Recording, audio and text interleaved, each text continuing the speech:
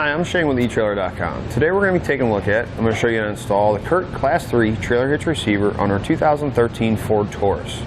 This is what our hitch is going to look like when it's installed. As you can see, the only thing we can see is our receiver tube. Our cross tube is completely hidden behind our bumper fascia, so it's going to maintain a nice clean look on the back of the vehicle. It's going to be a Class 3 hitch, 2" by 2" receiver tube opening. We're going to have a reinforced collar to give us a little extra stability there.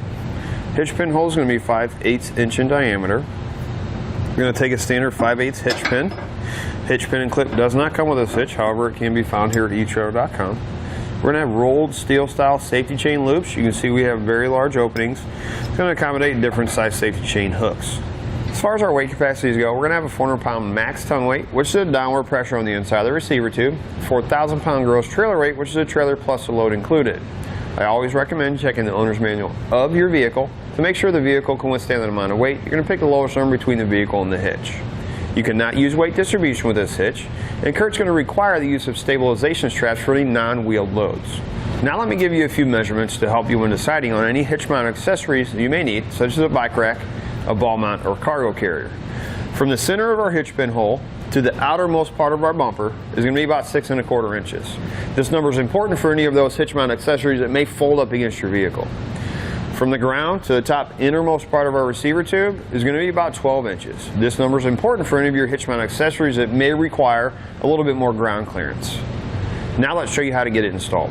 We need to start by lowering our exhaust. We're going to have 2 isolators. We're going to have one here and one on that side. To make it a little bit easier, we're going to go ahead and remove our center one also.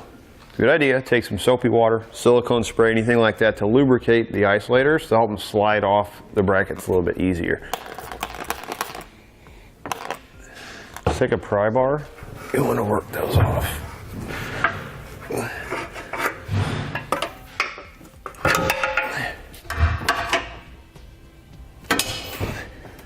Now your directions aren't going to tell you this, but if you notice how our exhaust is kind of hanging like that, we have 2 isolators up front to keep our exhaust from twisting, because we don't want to mess up our pipe up there in the front. But it seems to be putting a lot of stress on this isolator right up here.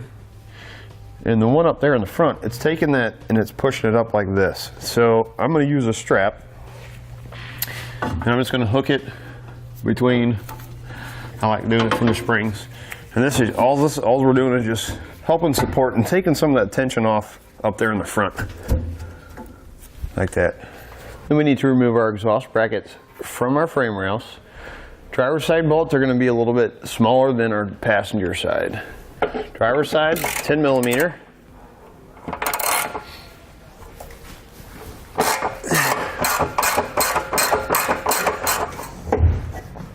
And then our passenger side will be an 18 millimeter socket. Then we're going to be using this hole and this hole here on our driver's side. You take your pull wire. We're going to go through this hole and come out our back one.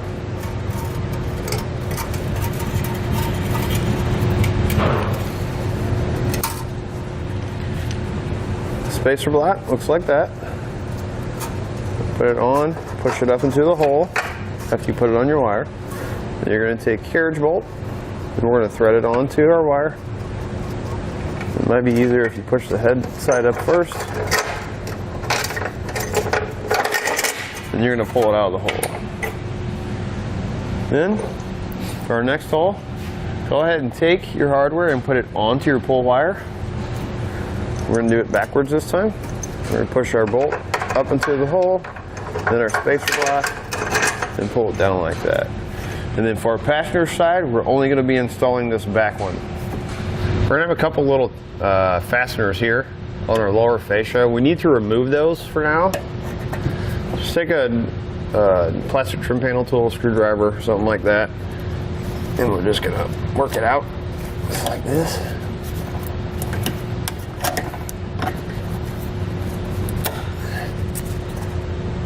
Because we need to get access to this bracket right here in these holes. And you'll have another one right over here next to it. I'll take a 1/2 inch drill bit or die grinder. We're going to open up this inside hole per the instructions.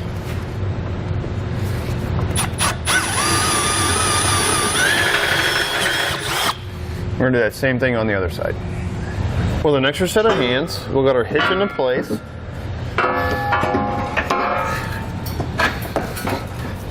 We're going to feed our pull wires to the corresponding holes.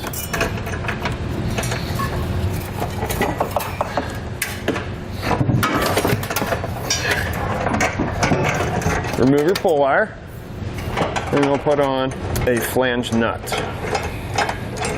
For our second bolt on our passenger side frame rail, we're actually going to be using the existing weld nut in the frame that we took our exhaust bracket down from. You can see here, I just have a hex bolt, conical tooth washer. You want to make sure the teeth are facing up towards the hitch. We're going to take our handle nut, we're going to go up like this, and line it up with the hole we just drilled out. We're going to take our smaller hex bolt, conical tooth washer again, make sure the teeth are facing up towards the hitch, and we're going to thread it through the hitch into our handle nut. And we're going to do that same thing on the other side. Then we're going to tighten and torque all of our hardware to specifications and the instructions. Repeat that for all remaining hardware. So we're going to take our rubber isolator, we're going to put it on this bracket on our hitch on both sides.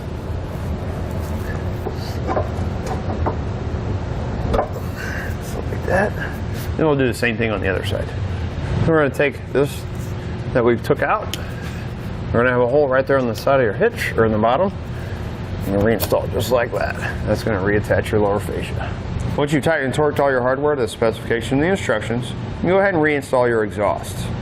Once you've installed your exhaust, if you use this strap, go ahead and remove that and you're ready to go. That's going to complete our look at and installation on the CURT Class 3 Trailer Hitch Receiver on our 2013 Ford Taurus.